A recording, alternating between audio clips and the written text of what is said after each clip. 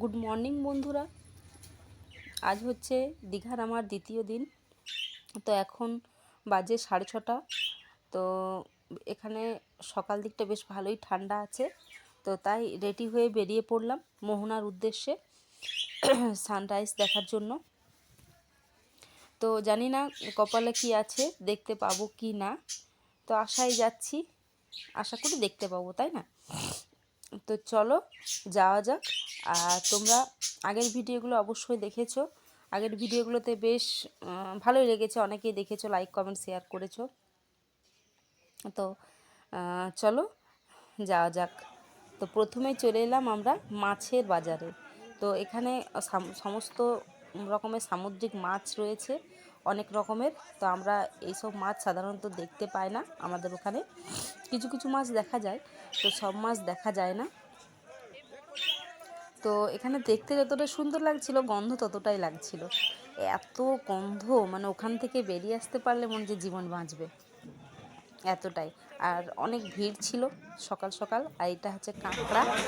তো এই দেখো একটা কত বড় মাছ, এই মাছটার নাম ঠিক জানি না।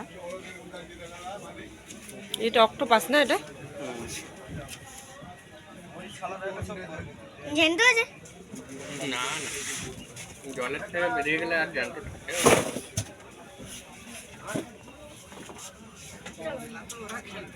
এটাও ইলিশ না? এটা পড়ে যাবে, এটা দেখে চল। পড়ে গেলে একদম মানে অবস্থা খারাপ হয়ে যাবে। কাঁকড়া। ভাগ্য খারাপ থাকলে যা হয় আর কি। তো মোহনায় এসে সূর্যকে তো দেখাই গেল না, পুরো কুয়াশায় ভর্তি। এবার বাড়ি ফিরবো। তো তোমাদের দাদাভাই বললো বাড়ি ফেরার আগে এখানেই তাহলে কিছু টিফিন করে নেওয়া যাক, তাহলে অনেকটা রাস্তা বাকি আছে। তো পুরো রাস্তাটা ঘোরার সময় আর খিদে পাবে না। আমি বললাম ঠিক আছে, তাই হোক, তাহলে খেয়ে নেওয়া যাক কিছু। তো এখানে বেশ লুচি, গরম গরম লুচি আর ঘুগনি পাওয়া যাচ্ছিলো। তো তিনজনে মিলে লুচি ঘুগনি বেশ পেট ভরে আমরা খেয়ে নিলাম। তারপর বেরিয়ে পড়লাম আরও অন্য অন্য যেসব জায়গা আছে। কি দেখবো ওখানে গিয়ে? কুয়াশায় কিছুই নেই দেখার, সমুদ্র তো দেখাই হয়। আমরা এখন চলে এলাম নিউ দীঘাতে। তো নিউ দীঘাতে এসেই আমরা প্রথমেই দেখতে পাবো কবিগুরু রবীন্দ্রনাথ ঠাকুরকে। তো কবিগুরু রবীন্দ্রনাথ ঠাকুরকে দেখলেই আমাদের ছোটোবেলাকার শৈশব কথাগুলো খুবই মনে পড়ে যায়। রবীন্দ্রনাথ ঠাকুরের যে প্রশ্ন রবীন্দ্রনাথ ঠাকুর যে ছিল কবিতাটা, সেই কবিতাটা আমি খুব ভালোবাসি। যে কোনো ছোটোবেলায় রবীন্দ্রনাথ ঠাকুরের জন্মদিন বলো, যে কোনো কিছু প্রোগ্রামে আমি খুব প্রশ্ন কবিতাটা আমি তোমাদের সবার সামনে পারফর্ম করতাম। তো যাই হোক, অনেক কিছুই বলে ফেললাম। এখানে রয়েছে কন্যাশ্রী প্রকল্প, সবুজ সাথী প্রকল্প।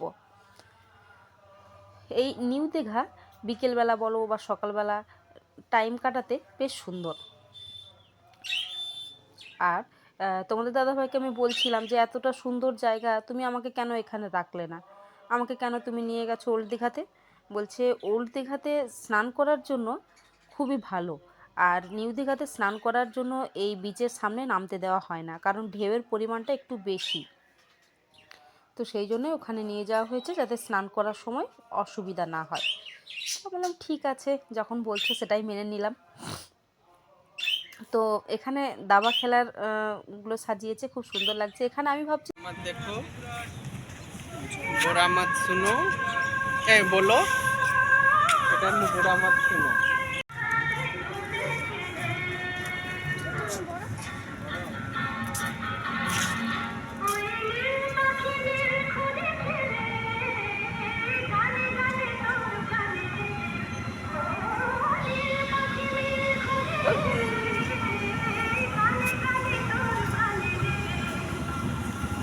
আমরা এখন ওল্ড দীঘা চলে এসেছি, ওল্ড দীঘাতে ঘুরছি। এইগুলো কালকে এসেছিলাম, তো কালকে দেখা হয়নি, অনেকটাই টাইম হয়ে গেছিলো। সায়েন্স সিটি গেছিলাম। তো এখানে দারুণ দারুণ দেখার জায়গা রয়েছে, দেখলে একেবারে মন ভরে যাবে। লক্ষ্মীর ভান্ডার কোথায়? লক্ষ্মী ভান্ডার? ও দাঁড়াও, তোমাদের কি লক্ষ্মী ভান্ডারটা দেখায়।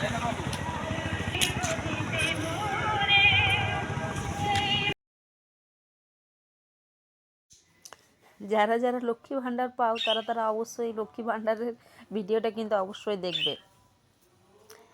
তো আমার বেটুর ভালো লাগছে না, চলো না মাম্মাম এখান থেকে যাই। এখানে তো কালকে একবার এসেছিলাম কিছুক্ষণ, মানে কালকে এসেছিলাম পুরোটাই ঘোরা হয়নি, সামনের দিকটা ঘোরা হয়েছিল। তো জায়গাটা বেশ সুন্দর, তোমাদেরকে বলবো একবার অবশ্যই তোমরা এসে ঘুরে যাও, খুবই ভালো লাগবে। আমি অনেকের কাছে শুনেছিলাম যে দীঘা খুব একটা ঘোরার জায়গা নয়, বেশ সুন্দর নয়, কিন্তু আমি তাদেরকে বলবো পুরোপুরি মিথ্যা কথা বলেছিল।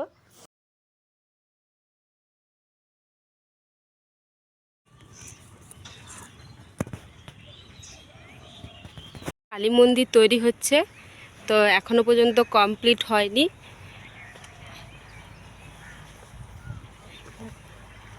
কমপ্লিট হবে কত সালে কমপ্লিট হবে? এই বছরে কমপ্লিট হয়ে যাবে, এই বছরে কমপ্লিট হয়ে যাবে। তো কমপ্লিট হয়ে গেলে যদি আসা হয় সেটাও তোমাদের সঙ্গে শেয়ার করব।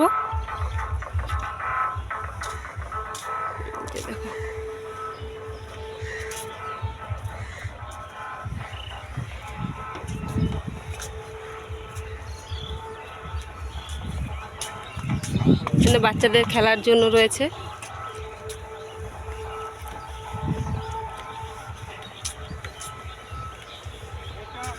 চল।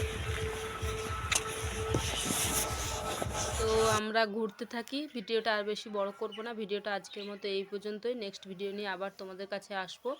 তো আশা করি ভিডিওটা ভালো লেগেছে, ভালো লেগে থাকলে লাইক কমেন্ট শেয়ার করতে অবশ্যই ভুলবে না, আর সাবস্ক্রাইব করবে, পাশে থাকা বেল আইকনটি নোটিফিকেশন অন করে রাখবে। যখনই কোনো নতুন ভিডিও আমি আপলোড করব তখনই সবার প্রথমে তোমাদের কাছে পৌঁছে যাবে। তাহলে টাটা, বাই।